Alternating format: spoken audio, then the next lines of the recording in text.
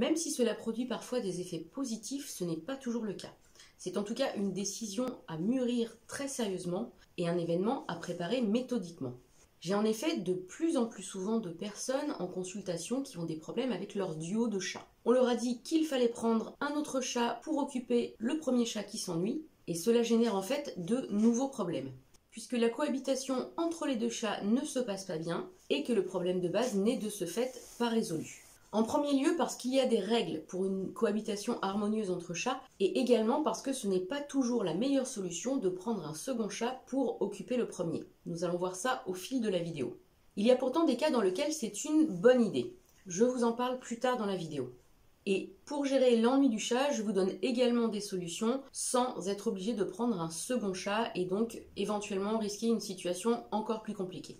En attendant, je vous explique pourquoi cette idée reçue que le chat s'ennuie lorsqu'il est seul est fondée sur une mécompréhension de cet animal. On pense toujours bien faire en prenant un second chat pour occuper le premier chat qui s'ennuie, mais c'est sans compter sur le fait que le chat est un animal territorial. Il chasse donc en solitaire dans la nature et non pas en groupe. Il n'a donc pas des réflexes naturels de groupe. Donc ce qui compte le plus pour le chat, en fait, eh bien, ça va être son territoire, la façon dont il est organisé, ainsi que toutes les activités et stimulations qu'il peut y trouver. Donc dans une très grande majorité des cas, le chat s'ennuie, mais pas parce qu'il n'a pas de copains avec qui partager ses journées et ses activités, tout simplement parce que son lieu de vie n'est pas adapté, en fait, à ses besoins de petit félin.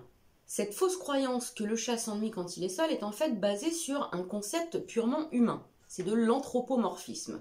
C'est donc une projection de nos propres réactions humaines qui nous laisse penser que le chat va obligatoirement s'ennuyer s'il est seul. Oui, mais Gros Minet est un chat, c'est donc un animal qui a des besoins propres à son espèce qui sont complètement différents des besoins de l'humain.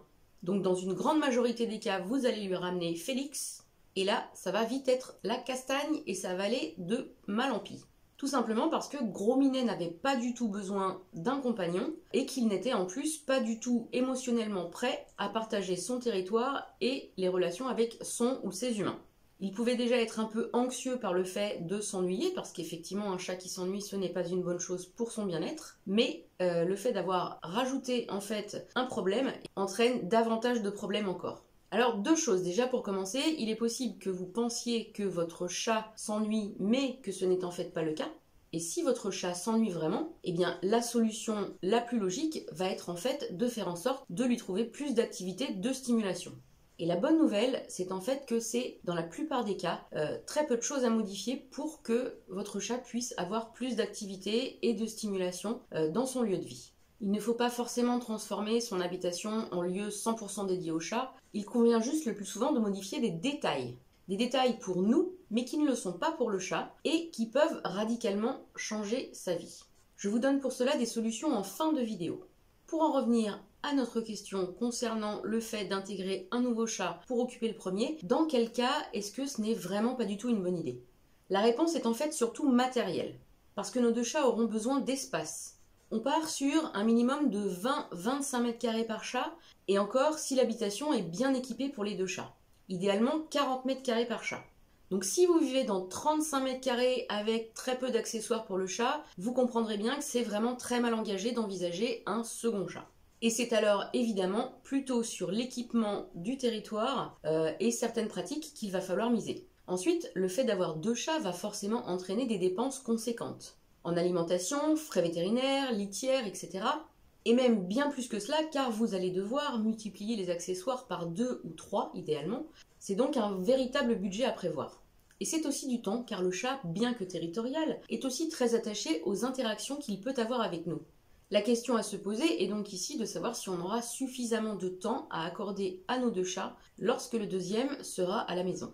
Et ainsi de suite, c'est donc une réflexion vraiment complète à mener pour prendre cette décision.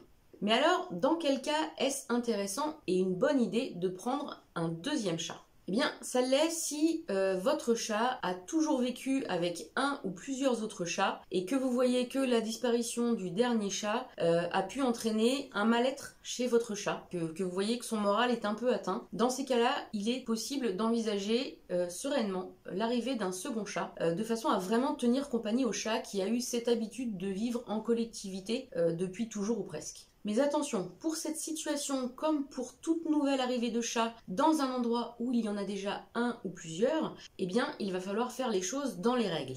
Pour sélectionner le nouveau venu, tout comme préparer l'habitation, organiser l'arrivée du petit nouveau et bien entendu comment faire les présentations entre les deux chats pour que tout se passe bien par la suite, car il y a beaucoup de règles pour le chat et encore plus pour la cohabitation entre chats, puisque je vous expliquais, ce n'est pas naturel pour lui de vivre en collectivité. Mais pourtant, quand on respecte bien les règles, en général cela se passe bien, à condition bien sûr que les conditions soient propices à accueillir un deuxième chat. Pour s'assurer d'une bonne entente entre les chats, je vous explique tout dans mon manuel PDF 7 étapes pour une cohabitation optimale entre chats. Je vous mets le lien dans la description de la vidéo, vous pourrez en savoir plus directement sur la page. Le mieux quand on souhaite partager sa vie avec deux chats, qu'on a peur qu'un seul chat puisse s'ennuyer, eh bien ça va être de les adopter ensemble dès le départ. Les refuges regorgent de chats qui ne peuvent être adoptés qu'à deux. Vous allez donc forcément trouver votre bonheur et faire celui d'un duo qui aurait pu dépérir si chaque chat avait été placé séparément. Si suite à cette vidéo, vous pensez que ce n'est finalement pas une bonne idée de prendre un second chat pour occuper le premier, mais que vous souhaitez faire le nécessaire pour rendre la vie de votre chat plus stimulante, lui offrir plus d'activités, en modifiant juste quelques détails dans son environnement, eh bien je vous propose mon programme 3 semaines pour avoir un chat bien dans ses pattes. Vous aurez très rapidement toutes les informations nécessaires à optimiser la vie de votre chat. Vous allez voir, ce n'est vraiment pas grand-chose. Je vous mets également le lien dans la description de la vidéo. Et si vous souhaitez commencer par trouver des idées d'activités pour votre chat, eh bien je vous offre mon manuel PDF 30 idées pour occuper le chat. Vous trouverez également le lien dans la description de la vidéo.